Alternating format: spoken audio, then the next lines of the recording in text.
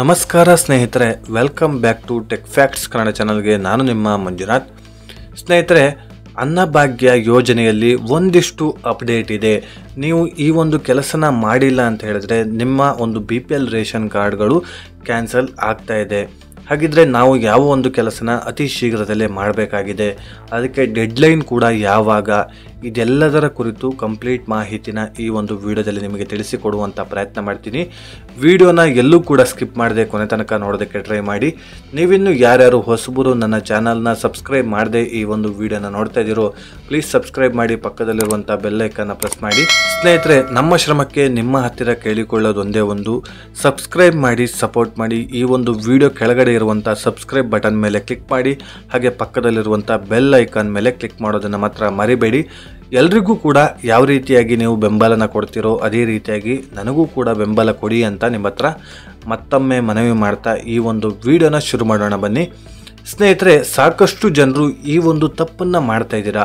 ಈ ಒಂದು ತಪ್ಪಿನಿಂದ ನಿಮ್ಮ ಒಂದು BPL ರೇಷನ್ ಕಾರ್ಡ್ಗಳು ಕ್ಯಾನ್ಸಲ್ ಆಗ್ತಾ ಇದೆ. BPL ಆಗಿರ್ಬೋದು, ಅಂತ್ಯೋದಯ ಆಗಿರ್ಬೋದು, ಈ ಎರಡೂ ಕಾರ್ಡ್ಗಳು ಕ್ಯಾನ್ಸಲ್ ಆಗ್ತಾ ಇದೆ ಸ್ನೇಹಿತರೆ.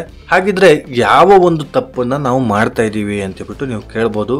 ಸ್ನೇಹಿತರೆ, ಈಗಾಗಲೇ ನೀವು ನಿಮ್ಮ ಒಂದು BPL ರೇಷನ್ ಕಾರ್ಡಿಗೆ KYC ಮಾಡಿಸಿಲ್ಲ. ಸಾಕಷ್ಟು ಜನರು KYC ಮಾಡಿಸದೇ ಇರೋರು ಕೂಡ ಇದ್ದೀರಾ. KYC ಮಾಡಿಸಿಲ್ಲ ಅಂತ ಹೇಳಿದ್ರೆ ಅತಿ ಶೀಘ್ರದಲ್ಲೇ ನೀವು KYCನ ಮಾಡಿಸ್ಬೇಕಾಗುತ್ತೆ. KYC ಅಂತ ಹೇಳಿದ್ರೆ ಏನು ಅಂತ ಮೊದಲನೇದಾಗಿ ತಿಳ್ಕೊಳ್ಳೋಣ.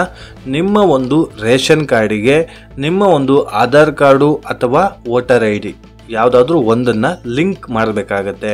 ನಿಮ್ಮ ಒಂದು ರೇಷನ್ ಕಾರ್ಡ್ಗಳಿಗೆ ಆಧಾರ್ ಕಾರ್ಡು ಅಥವಾ ವೋಟರ್ ID ಯಾವ ಒಂದು ದಾಖಲಾತಿ ಆದರೂ ಓಕೆ, ಅದನ್ನು ಲಿಂಕ್ ಮಾಡಬೇಕಾಗತ್ತೆ. ಲಿಂಕ್ ಮಾಡಿಲ್ಲ ಅಂತ ಹೇಳಿದ್ರೆ ನಿಮಗೆ ಉಚಿತ ಅಕ್ಕಿಯ ಜೊತೆಗೆ ನಿಮ್ಮ ಒಂದು ರೇಷನ್ ಕಾರ್ಡ್ ಕೂಡ ಕ್ಯಾನ್ಸಲ್ ಆಗುತ್ತೆ ಸ್ನೇಹಿತರೆ.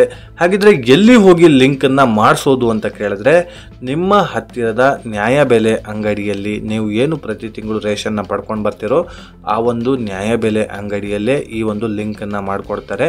ಇಲ್ಲ ಅಂತ ಹೇಳಿದ್ರೆ ನಿಮ್ಮ ಹತ್ತಿರದ ಗ್ರಾಮ1 ಕೇಂದ್ರಗಳಲ್ಲೂ ಕೂಡ ಲಿಂಕನ್ನು ಮಾಡಿಕೊಡ್ತಾರೆ ಸ್ನೇಹಿತರೆ. ಸೊ ಲಿಂಕನ್ನು ನೀವು ಒಬ್ಬರೇ ಮಾಡಿಸ್ಕೊಂಡ್ರೆ ಆಗೋದಿಲ್ಲ, ಅಂದರೆ ಕುಟುಂಬದ ಯಜಮಾನಿ ಮಾತ್ರ ಲಿಂಕ್ ಮಾಡಿಸಿದ್ರೆ ಸಾಕಾಗೋದಿಲ್ಲ. ಮನೆಯಲ್ಲಿರುವಂಥ ಕುಟುಂಬದ ಯಜಮಾನಿ ಹಾಗೆ ಸದಸ್ಯರು ಎಲ್ಲರ ಒಂದು ಆಧಾರ್ ಕಾರ್ಡ್ ಅಥವಾ ವೋಟರ್ ID ರೇಷನ್ ಕಾರ್ಡಿಗೆ ಲಿಂಕ್ ಆಗಲೇಬೇಕಾಗತ್ತೆ. ಒಬ್ಬರ ಒಂದು ಆಧಾರ್ ಕಾರ್ಡು ಲಿಂಕ್ ಆದರೆ ಸಾಕಾಗೋದಿಲ್ಲ. ಕುಟುಂಬದಲ್ಲಿರುವಂಥ ಎಲ್ಲರ ಸದಸ್ಯರ ಎಲ್ಲರ ಒಂದು ಡಾಕ್ಯುಮೆಂಟ್ಸ್ ಕೂಡ ಲಿಂಕ್ ಮಾಡಲೇಬೇಕಾಗುತ್ತೆ.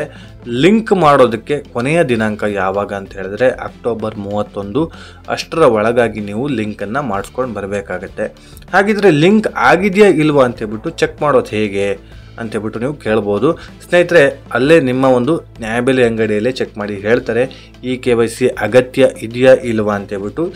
KYC ಅಗತ್ಯ ಇದೆ ಅಂತ ಹೇಳಿದ್ರೆ ತಕ್ಷಣ ನೀವು ನಿಮ್ಮ ಒಂದು ಡಾಕ್ಯುಮೆಂಟ್ಸ್ನ, ನಾನು ಈಗಾಗಲೇ ಹೇಳಿದಾಗೆ ಡಾಕ್ಯುಮೆಂಟ್ಸ್ನ ಕಲೆಕ್ಟ್ ಮಾಡಿಕೊಂಡು ನೀವು ಹೋಗಬೇಕಾಗತ್ತೆ. ಎಲ್ಲರೂ ಕೂಡ ಹೋಗಬೇಕಾಗತ್ತೆ, ಹೋಗಿ ಲಿಂಕನ್ನು ಮಾಡಿಸ್ಕೊಂಡು ಬರಬೇಕಾಗತ್ತೆ. ಹಾಗಿದ್ರೆ ಈ ಒಂದು KYC ಇಷ್ಟು ದಿನಗಳ ಕಾಲ ಇರಲಿಲ್ವಾ, ಈಗ ಮಾತ್ರ ಬಂತ ಅಂತ ನೀವು ಕೇಳ್ಬೋದು. ಸ್ನೇಹಿತರೆ, ಇಷ್ಟು ದಿನಗಳ ಕಾಲ ಕೂಡ ಇತ್ತು, ಈಗಲೂ ಕೂಡ ಇದೆ, ಮುಂದೆ ಕೂಡ ಇರುತ್ತೆ. ಸೊ KYC ಯಾಕೆ ಮಾಡಿಸೋದು ಅಂತ ನೀವು ಕೇಳ್ಬೋದು. KYC ಮಾಡಿಸುವಂಥ ಉದ್ದೇಶ ಇಷ್ಟೇ. ಸಾಕಷ್ಟು ಜನರು ಮನೆಯ ಕುಟುಂಬದ ಯಜಮಾನಿ ಡೆತ್ ಆಗಿದ್ದರೂ ಕೂಡ ಅವರ ಹೆಸರಲ್ಲಿ ರೇಷನ್ನ ಪಡ್ಕೊಳ್ತಾ ಇದ್ದೀರಾ. ಕುಟುಂಬದ ಯಜಮಾನಿ ಆಗಿರ್ಬೋದು, ಯಜಮಾನ ಆಗಿರ್ಬೋದು, ಸದಸ್ಯರಾಗಿರ್ಬೋದು, ಯಾರು ಬೇಕಾದರೂ ಡೆತ್ ಆಗಿರ್ಬೋದು. ಡೆತ್ ಆಗಿದ್ದರೂ ಕೂಡ ಅವರ ಒಂದು ಹೆಸರಿನಲ್ಲಿ ರೇಷನ್ನ ಪಡ್ಕೊಳ್ತಾ ಇರ್ತೀರ. ಇಷ್ಟು ದಿನಗಳ ಕಾಲ ಹಣ ಬರ್ತಾ ಇತ್ತು, ಅಕ್ಕಿಯ ಬದಲು ಹಣ ಕೂಡ ಸಿಗ್ತಾ ಇತ್ತು. ಈಗ ಅಕ್ಕಿನೇ ನಿಮಗೆ ಸಿಗ್ತಾ ಇರುವಂಥದ್ದು.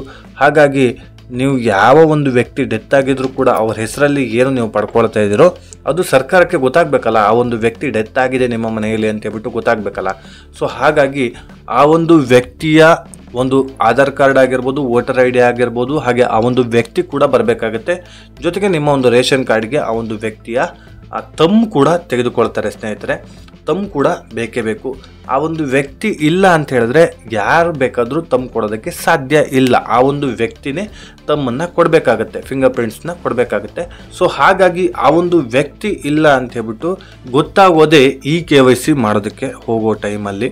ಹಾಗಾಗಿ ಕಡ್ಡಾಯವಾಗಿ ಈ KYC ಮಾಡಿಸದೇ ಇರೋರು ಮಾಡಿಸಲೇಬೇಕು ಅಂತೇಳ್ಬಿಟ್ಟು ಆಹಾರ ಇಲಾಖೆ ಅಧಿಸೂಚನೆಯನ್ನು ಹೊರಡಿಸಿದೆ. ಅದು ಕೂಡ ಅಕ್ಟೋಬರ್ 31ನೇ ತಾರೀಕು ತನಕ ಟೈಮ್ ಇದೆ. ಅಷ್ಟರ ಒಳಗಾಗಿ ಎಲ್ಲರೂ ಕೂಡ ಈ KYCನ ಕಡ್ಡಾಯವಾಗಿ ಮಾಡಿಸಲೇಬೇಕಾಗುತ್ತೆ ಸ್ನೇಹಿತರೆ. ಈ KYC ಮಾಡಿಸದೇ ಇದ್ರೆ ನಿಮ್ಮ ಒಂದು ರೇಷನ್ ಕಾರ್ಡು ಕ್ಯಾನ್ಸಲ್ ಆಗುತ್ತೆ. ಪ್ರತಿ ವರ್ಷ ಕೂಡ ಈ KYC ಮಾಡಿಸಿ ಅಂತೇಳ್ಬಿಟ್ಟು ಆಹಾರ ಇಲಾಖೆ ಹೇಳುತ್ತೆ. ಸೊ ನಿಮ್ಮ ಒಂದು ಈ KYC ಅಗತ್ಯ ಇದ್ದರೆ ಮಾತ್ರ ಮಾಡಿಸಿ. ನಿಮ್ಮೊಂದು ರೇಷನ್ ಕಾರ್ಡ್ನ ನ್ಯಾಯಬೆಲೆ ಅಂಗಡಿಗೆ ತಗೊಂಡೋಗಿ ತೋರಿಸಿದ್ರೆ ಸಾಕಾಗುತ್ತೆ. ಅಲ್ಲಿ ಈ KYC ಅಪ್ಡೇಟು ತೋರಿಸ್ತಾ ಇರುತ್ತೆ, ಈ KYC ನೋಟಿಫಿಕೇಶನ್ ತೋರಿಸ್ತಾ ಇರುತ್ತೆ. ಸೊ ನಿಮ್ಮ ಒಂದು ಈ KYC ಆಗಿಲ್ಲ ಅಂತ ಹೇಳಿದ್ರೆ ಅಲ್ಲೇ ಮಾಡಿಸಿ ಅಂತ ಹೇಳಿ ಕೂಡ ಅವರೇ ಹೇಳ್ತಾರೆ. ಹಾಗಾಗಿ ಚೆಕ್ ಮಾಡಿಸಿ ಒಂದ್ಸಲ ಸ್ನೇಹಿತರೆ. ಹಾಗೆಯೇ ಈ ಒಂದು ವಿಡಿಯೋನ ಇಲ್ಲಿಗೆ ಎಂಡ್ ಮಾಡೋಣ ಸ್ನೇಹಿತರೆ. ಈ ಒಂದು ವಿಡಿಯೋ ನಿಮಗೆ ಇಷ್ಟ ಆಗಿದ್ರೆ ಲೈಕ್ ಮಾಡಿ, ಸಾಧ್ಯವಾದಷ್ಟು ನಿಮ್ಮ ಸ್ನೇಹಿತರಿಗೆ ಈ ಒಂದು ವಿಡಿಯೋನ ಶೇರ್ ಮಾಡಿ, ಸಪೋರ್ಟ್ ಮಾಡಿ ಅಂತ ಮತ್ತೊಮ್ಮೆ ಮನವಿ ಮಾಡ್ತಾ ಈ ಒಂದು ವಿಡಿಯೋನ ಇಲ್ಲಿಗೆ ಎಂಡ್ ಮಾಡ್ತಾ ಇದ್ದೀವಿ. ಇದೇ ರೀತಿ ಇನ್ಫಾರ್ಮೇಟಿವ್ ವಿಡಿಯೋನಿಗೆ ನಾನು ಮುಂದಿನ ವಿಡಿಯೋದಲ್ಲಿ ಸಿಗ್ತೀನಿ. ಅಲ್ಲಿಯವರೆಗೂ ಧನ್ಯವಾದಗಳು.